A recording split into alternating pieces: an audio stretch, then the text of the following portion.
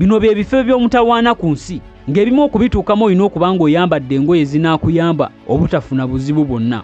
Era ng'ekisooka bakiyita Snake Island.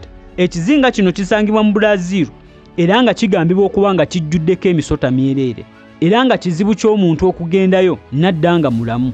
Mu mwaka gwa 1920 gwe mwaka omuntu eyasembayo okulinnya ku kizinga kino lwe yafa era nga kigambibwa nti yasangibwa mu kaato akatono ng'afiiridde omwo. Ekifo kiraba kita Sinabang Volcano nga kino kisangibwa mu Indonesia. Luno lusozi era nga kika kya nsozi zino ezivaamu omuliro okumala emyaka egigambibwa okuba mu 4 nga luli dormant. Mu mwaka gwa 2010 olusozi luno lwawanda omuliro era ne luleka abantu abangi nga bafu. Era omwaka omulala gwali gwa 2019 olusozi luno lwaddamu okuwanda omuliro.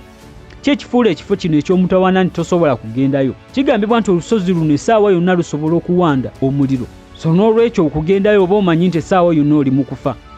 Ekifo ekirala bakiyita Death Valley era nga kino kisangibwa mu California, United States. Ekifo kino ekikifuula eky'omutawaana ly'ebbugumu saako n'obunnyogovu ng'emisana ebbugumu liba waggulu nnyo era libeera mu degrees 341.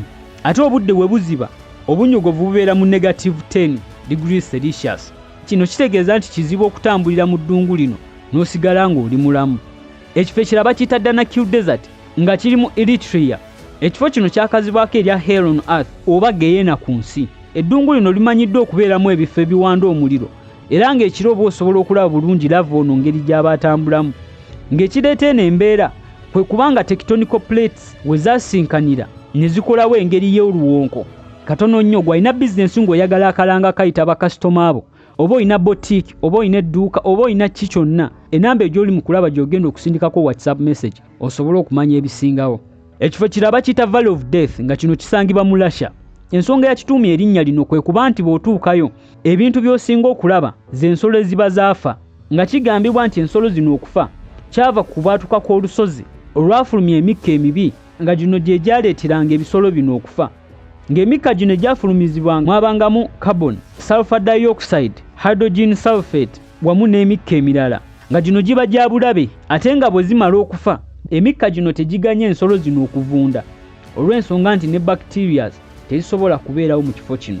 Ekifo ekirala bakiyita Lake Nyoso. Ennyanja eno mu kusooka yali terina buzibu bwonna ng'obuzibu bwatandika mu August wa 1986 era nga kino kyava ku lusozi olwawanda omuliro ne lufulumya emikka emibi era nga kigambibwa nti abantu abasoba mu 1700 okwetooloola ebyalo ebyali biriraanyeewo be baafa oluvannyuma lw'okwabika kw'olusozi luno. Kati ennyanja eno efuuka etya ey'omutawaana? Olusozi luno mu kuwanda omuliro lwafulumya carbon saako n'emikka emirala egyetabulatabula era kwe kwegatta ne mu mazzi gano. Era wano ennyanja eno we yatandika okufuuka ey'omutawaana eri abantu saako n'ebintu eby'enjawulo.